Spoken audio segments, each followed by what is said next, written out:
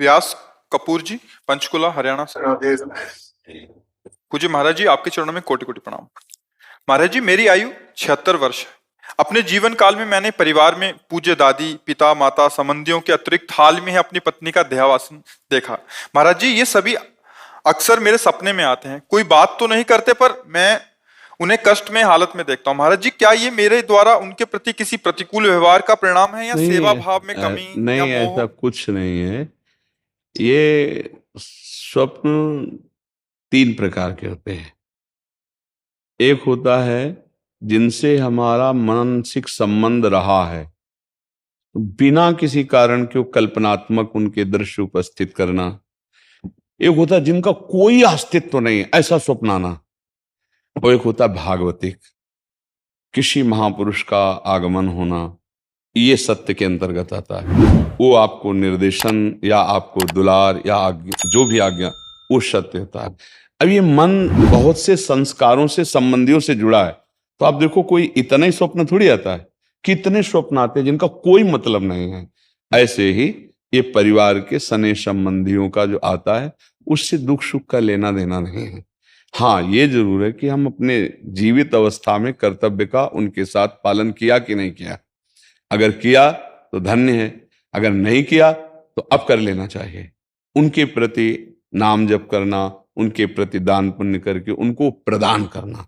जैसे पिता है या पितामह है, ये हम यहां से जो भी दान पुण्य करेंगे, जो भी अनुष्ठान कराएंगे, वो ट्रांसफर हो जाएगा, उनको पहुंच जाएगा। ऐसा विधान है।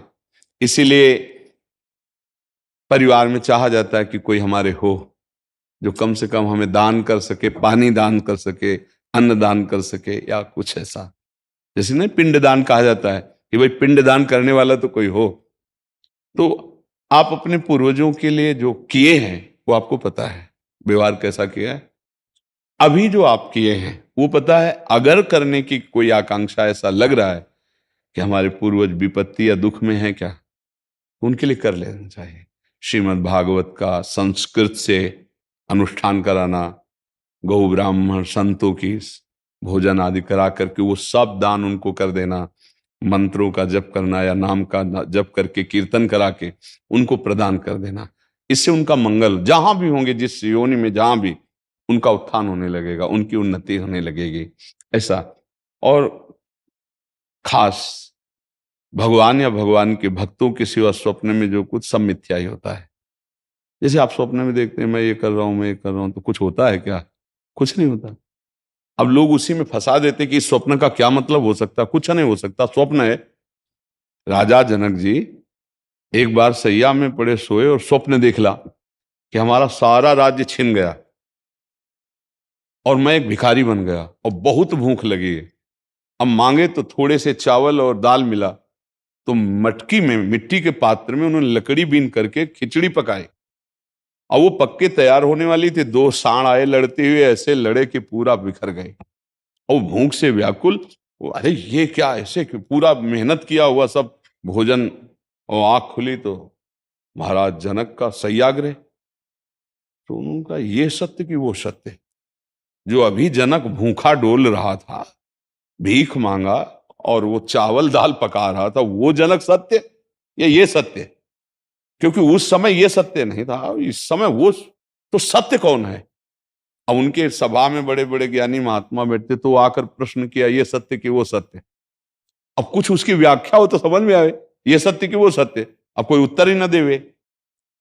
तो जब ये बात अष्टावक्र जी को पता चली, तो सभा में नवीन अवस्था थी। सभा में आए और जनक जी से बात की। जनक जी ने पूछा कि ये सत्य कि वो सत्य? तो उन्होंने कहा, ना ये सत्य ना वो सत्य। उमा कहूं मैं अनुभव अपना, सत हरि भजन जगत सब सपला। सपना तो सपला है ही, जागृत भी सपला है, सत्य है हरि नाम। तो आप ये समझ लीजिए, ज्यादा उस पर विचार मत कीजिए। यदि आपके अंदर ऐसा भाव आता है, धन आपके पास है, तो ऐसी कुछ सेवा दान पुण्य करके, कहीं ऐसे जैसे गौ सेवा है, गौ को चारा पवा दिया, है ना, कहीं साधु महात्मा को किसी किसी एक को भी भोजन पवा दिया, और वो कहीं भागवत हो रही उसमें सहयोग कर दिया। नहीं पूरी भागवत करवा सकते, भाई हमारे कुछ चंद रुपए इसमें सहयोग में हो गए, और उसका फल हमारे माता पिता दादा दादी को मिले, ऐसे भाव किए जाते हैं, तो उससे उनको कल्याण होगा, उससे उनका मंगल होगा। खुद नाम जप करे, मान लो एक बार एक माला में 108 नाम होते हैं, और 108 नाम जप करके हमने दे दिया कि हमारे बाप को प्राप्त हो, हमारे बाबा को प्राप्त हो, हमारी माँ को प्राप्त हो, तो उनको प्राप्त हो जाएगा, उनकी उन्नति होगी। एक नाम भी कल्याण कर सकता है, इसलिए स्वयं करे, अर्थ के द्वारा ऐसा करके कर दे, और बकाया ज्यादा स्वप्न का विचार न करे, ये व्यर्थ होते हैं। हाँ, कोई संत महात्मा है, भगवान का आदेश दे, वो बात अलग होती है, बकाया सब व्यर्थ होते हैं। ये व्यर्थ में फंसो मत। अगर स्वप्निक विचारों वालों से बात करोगे तो आपको फंसा देंगे।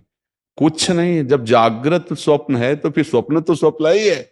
भगवान शंकर कह रहे, उमा कहूं मैं अनुभव अपना सत हरि भजन जगत सब सफला। समझ रहे आप जी?